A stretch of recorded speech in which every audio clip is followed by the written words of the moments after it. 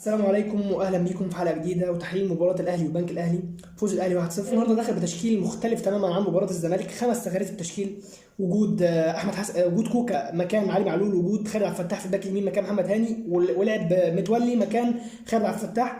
تغييرين اثنين بلاعب واحد، ولعب بمروان عطيه مكان قفشه، بالاضافه لطاهر محمد طاهر مكان حسين الشحات. مباراه بوجه عام كويسه جيده للاهلي، مش رائعه لكن كويسه، فيها بعض الاخطاء وبعض الميزات. النهارده وجود من الميزات اللي عجبتني الاهلي النهارده بيفكرني في اللعب بطريقه لعب موسيماني. الكور اللي عليها بتتلعب ورا خط الدفاع او في عمق دفاعات الخصم، دي طريقه موسيماني. الاهلي بيلعبها بشكل كبير، لعيبه النص بيرموا كرات طوليه عاليه في ظهر الدفاعات، بتفكرني شويه بطريقه لعب موسيماني. النهارده وجود حمدي فتحي ومروان عطيه مع بعض، انا ما بقتش عارف مين فيهم اللي بيلعب من صانع اللعب. ساعات الاقي حمدي فتحي متقدم، ساعات الاقي مروان عطيه، في تبادل الادوار ولا مركزيه، ودي حاجه كويسه جدا. بتخلي الخصم ما يبقاش قاري انت بتلعب بأنهي طريقه. لكن هي في العموم الاهلي كان بيلعب 4-2-3-1. ممكن تلاقي مروان عطيه في القلب قدام شويه بيعمل زياده هجوميه، او تلاقي حمدي فتحي. البنك الاهلي النهارده لعب بطريقه يعني زي ما توقعت. البنك الاهلي عموما في ماتشات الاهلي بتبقى ماتشات صعبه ورخمه جدا جدا جدا، لكن لعب بطريقه كلاسيكيه، الدفاع البحت. لاعب واحد بس فوق الكوره اللي هو ناصر منسي، بيلعب بطريقه 4-5-1 او 5-4-1. فدي طريقه عموما دفاعيه مقرب خطوطه من بعضها. يعني ماتش كان ممكن يتصعب لولا الماتشات اللي زي دي عموما اللي بيبقى فيها تكتل دفاعي، بتحتاج لاعب عنده مهاره يحل لك التكتل الدفاعي ده. وهنا ظهر احمد عبد القادر في كوره او كورتين في الشوط الاول، قدر ان هو يصنع بيهم الفرق. حط الكوره عرضيه، دخل مروان عطيه اللي بيعمل الزياده الهجوميه اللي كنا لسه بنتكلم عنها، حاول حطها محمد شريف جول. في رايحك طول المباراه، يعني شالنا عليك الضغوط، مع اني كنت خايف ان البنك الاهلي ممكن يسجل اي هدف في اخر الماتش، لكن الحمد لله عدت على خير. في ميزات وفي عيوب. نتكلم عن الميزات والعيوب كل واحد على حده. الميزات، انا شايف الميزات بالنسبه لي تتمثل في لعيبه بعينها. النهارده في كذا لاعب عجبني. خالد عبد الفتاح كان كويس، احمد عبد القادر، حمدي فتحي وديانج طبعا ما فيش خلاف، مروان عطيه، شريف. وهتكلم عن شريف بشكل خاص بعد كده، لان شريف انا محتاج اتكلم عنه شويه، لانه يعني بالنسبه لي ليا فيه راي خاص شويه. لكن دي الميزات بشكل كبير، اللعيبه دي كانت ادت بشكل كويس. العيوب بقى ما تيجي تبص النهارده، ثنائي الدفاع متولي ورامي ربيعه الاثنين، الكره اللي طالعه من ورا زي الزفت، يعني بدون بقى تجميل، الكره سيئه جدا وحشه. متولي اللياقه البدنيه عنده انا ما اعرفش، المفروض المتولي لعيب كورته حلوه، انا ما اعرفش هو فيه ايه، مش في حالته تماما. بتمنى رجوع عبد المنعم باقصى سرعه، لان دول في كاس العالم يعني مع مستويات اعلى من كده هتعاني، لانك هتلاعب خصوم اعلى من كده في المستوى، هتلاعب ريال مدريد ده وصلت نص النهائي، فالموضوع صعب. طاهر محمد طاهر واحمد كوكا كانوا برضو من اللعيبه اللي مستواهم ما كانش كويس في الماتش. كوكا بما انه على الدكه بقاله فتره ولعيب صغير في السن بتعامله، لكن طاهر كان مستواه سيء. نرجع بقى لمحمد شريف اللي انا قلت هتكلم عنه. محمد شريف بالنسبه لي انا بشوف انه ما ينفعش مهاجم اساسي، ده مش لعيب في امكانياته. هو على فكره محمد شريف امكانياته كمهاجم لعيب رجليه حلوه على الجون، بيعرف يسجل هدف بسهوله، دي امكانيات يعني مقاومات مهاجم، انا ما قلتش حاجه، مهاجم حلو. لكن انا بشوف ان كهربا يبقى افيد لسببين مهمين جدا. السبب الاول ان كهربا لعيب بيقدر يجيب جون، عنده نفس ميزه محمد شريف، وبيقدر يلعب يلعب كره مع زمايله، ده السبب الاول. السبب الثاني بقى في محمد شريف نفسه. محمد شريف بيجيد في الحالات اللي بيلمس الكره فيها لمسه واحده بس، لو لمس الكره لمستين الكره تبقى غلط، يعني ما يعرفش يلعب الكره من لمستين، هو تاتش تك زي ليفاندوسكي كده مثلا تك. طيب محمد شريف هل هو مقوماته الشخصيه كلاعب عنده شخصيه كبيره قوي يقدر يفرض بيها نفسه كمهاجم اساسي؟ الحقيقه لا.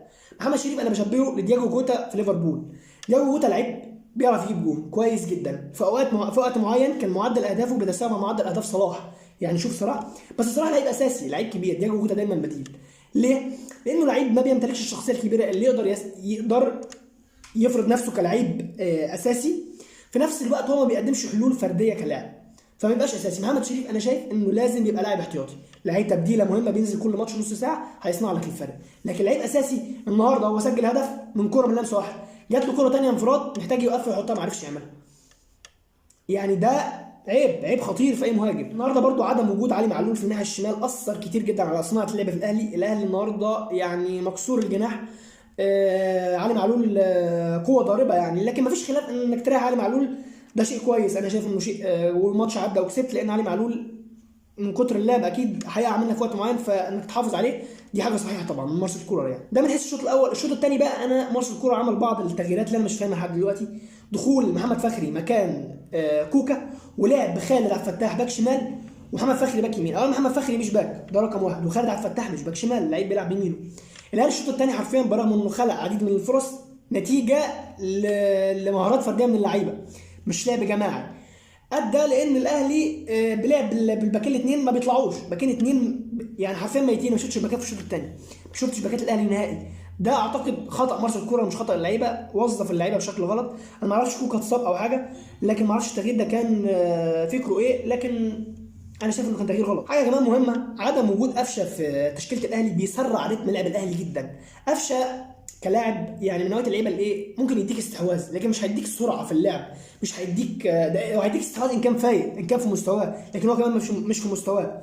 فانت قفشه بشكل كبير ما بيلعب دلوقتي بيضر بريتم الفريق، بيوقف الريتم. النهارده قفشه في الشوط الثاني وتحط له 3 4 كور زي الزفت. مميزات برده الماتش النهارده هو رجوع عمرو السوليه. انا من الناس اللي كانوا بينتظروا رجوع عمرو السوليه جدا، عايز اشوفه مع مارسيل كولر.